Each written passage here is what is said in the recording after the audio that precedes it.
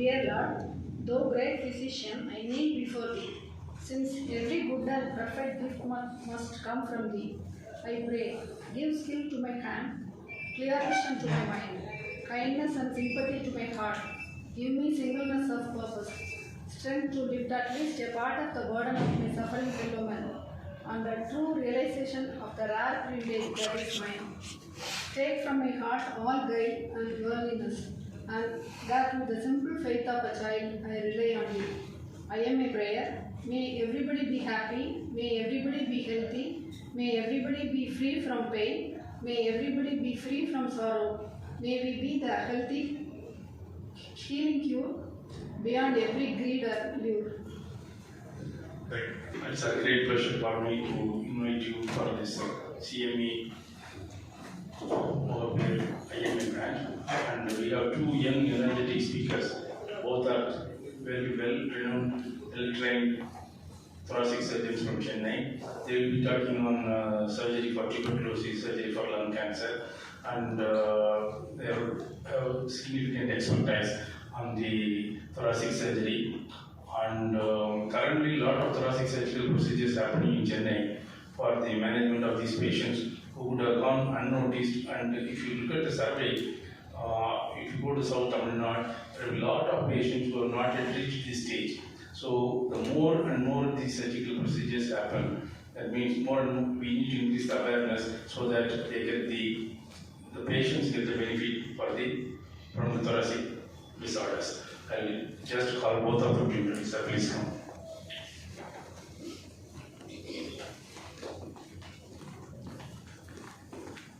Rajiv, Santosh, Dr. Ramasamy.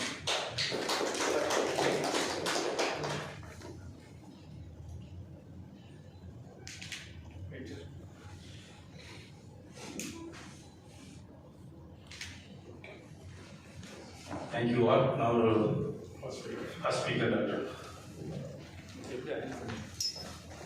I'd like to thank the IMA of Mogappair Association Mogappair branch, and especially Dr. Madhushankar, with whom my family has been associated with so many years, and medically also we've been associated, we've been operating with them for many years. He's been my teacher, and also Dr. Kamalakanan, who is giving me this opportunity for giving this talk, an interesting topic of surgery in pulmonary tuberculosis. So tuberculosis of the lung is pulmonary tuberculosis, and we're going to talk about lung tuberculosis and tuberculosis of the pleural space. So coming to the history of tuberculosis, there has been a long history from the ancient times of the Egyptian mummies, pyramids and time.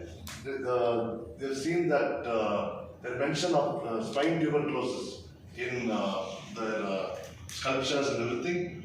And 1882, Robert Koch, as we know, has found the tuberculosis bacilli, and as it grown in 1950, the first oral mycobacterial drug, I think it was ethambutol, was found out.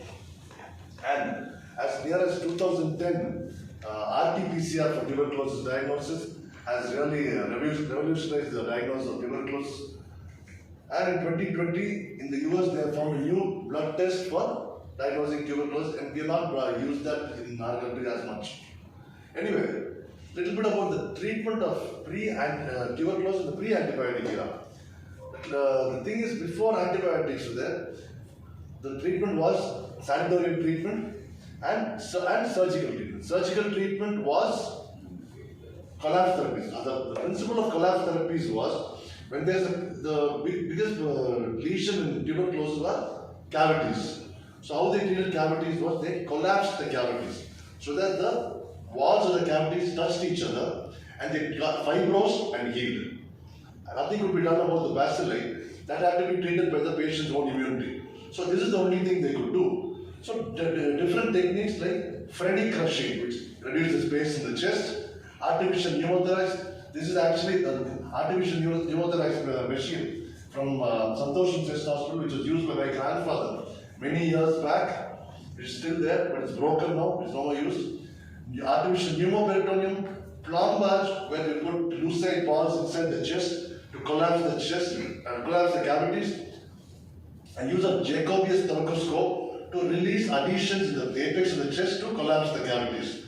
So basically all these things are to collapse the cavity and to form fibrosis and healing. Thoracoplasty also is done for the same, but this is still in vogue for certain select patients. But the rest of them have only historical value. These are the lucite balls in the chest. This is the X-ray of a patient who had these lucite balls. I've seen one of these patients, which was treated by my grandfather many years back. He was like 80 plus. So, little bit about the TB burden in India.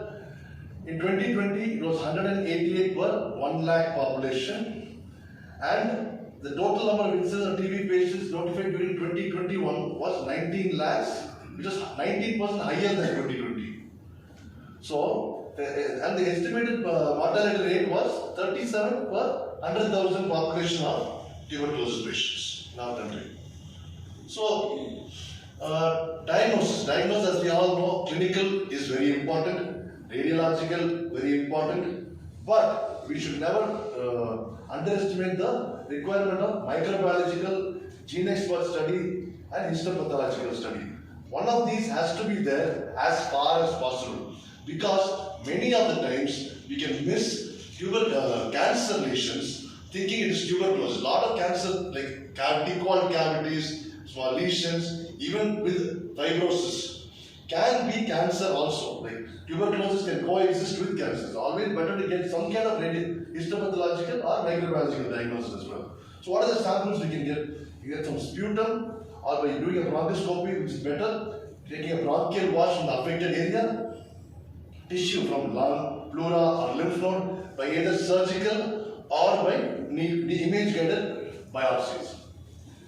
Like you know, the tuberculin or mantho test, the TB quantiferon gold test has some value, but it cannot tell us whether the patient has active disease or not. So it has value more like in children or in countries, Western countries, where the exposure to tuberculosis is not as much. So the current treatment is that tuberculosis is a medically managed disease only. Treatment for surgical treatment is only for specific indications. So by and large, by most cases have to be treated medically only. So when do we do surgery? When the when the TB, which is localized to a lobe, like for example, left upper lobe lesion is there, giving ATT for 6 months, 9 months, 1 year, it is not getting better, patient is still sputum positive, or it is getting bigger, then you knock off the lobe. You do a lobectomy for that patient. Other things, like massive hemoptysis. If there's a lesion, you have started treatment, and the patient starting a cough out, recurrent hemoptysis or massive hemoptysis. This patient can asphyxiate or even exsanguinate to death. So this is an indication for hemoptysis. There are other things like tuberculous empyema. Yes, that time just putting a chest tube may not help. You might have to decorticate. What is decortication is when there is a loculated collection. The stage tells the anatomic extent of the disease, and this staging is consistent throughout the world. It is easier to communicate the patient details to another center. The slide looks busy, but this is the staging according to the American Joint Cancer Committee, 8th edition, where the T, N and M is described. T is the tumor factors, which mainly tells about the size of the tumor and the involvement of adjacent structures. It starts from T0, TIS, T1, where the tumor is not more than 3 centimeters. T2, the tumor is more than 3, not more than 5 centimeters. T3, more than 5, not more than 7 centimeters. T4 is more than 7 centimeters. T3 lesions, they have invasion into the chest wall, pericardium, or the phrenic nerve, whereas T4 lesions, that can be invasion into the adjacent structures or hollow viscous. The N, which tells about the nodal involvement, it's N0 to N3. N1 is only the intrapulmonary hilar lymph nodes involved. N2 is it's the same site mediastinal or subcranial node is involved, whereas N3 is contralateral hilar or mediastinal node. and supraclavicular nodes. Whereas M stage is M0 and M1. M1 is M1A, M1B, and M1C. M1A, when there is a malignant pleural or pericardial effusion. M1B is a single extrathoracic met. M1C being multiple extrathoracic met. More importance is being given for the subclassification of the N stage, where N1 is further divided and N2 is further divided. Each of them have prognostic significance, which is expected in the coming next edition of TNL. Just a PET scan alone is not enough to tell that the mediastinum harbors disease here. The PET scan can have false positive. So, always invasive mediastinal staging is essential in order to properly stage the mediastinum. The mediastinum has station 1 to station 14 lymph nodes, whereas station 10 to 14 is in the lung and the hilum, which belongs to N1. 2 to 9 is N2 and station 1 is N3. The mediastinal nodal staging can be done with the help of endobronchial ultrasound, endoscopic ultrasound, mediastinoscopy, which is more invasive, VATS, and video-assisted mediastinal lymphadenectomy, and TEMLA, which is transcervical extended mediastinal lymphadenectomy. The VAMLA and TEMLA being more invasive. So on a PET, we see a negative mediastinal lymph node. This has to be confirmed by an invasive mediastinal staging, either by an EBUS or a VAMLA. If the node is still negative, the patient goes for surgery. Similarly, when the PET is showing a positive mediastinum, this is confirmed again by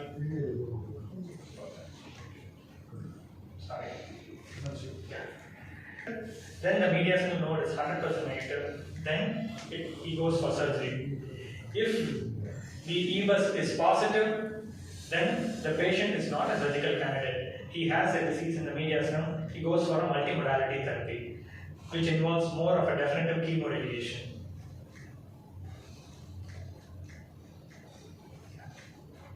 So what is an early lung cancer and what is a locally advanced lung cancer? This can be understood well from the stage grouping. Any stage 1A, 1B, 2A, 2B comes under early lung cancer. Any stage 3A, 3B and 3C comes under locally advanced lung cancer, where surgery is not done upfront.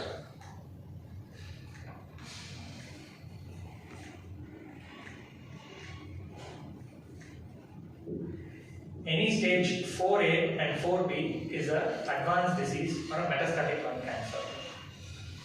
So when there is a pleural pericardial effusion, when there is pleural nodules or pericardial nodules, when there is a single extrathoracic met or multiple extrathoracic met, then it is a metastatic lung cancer.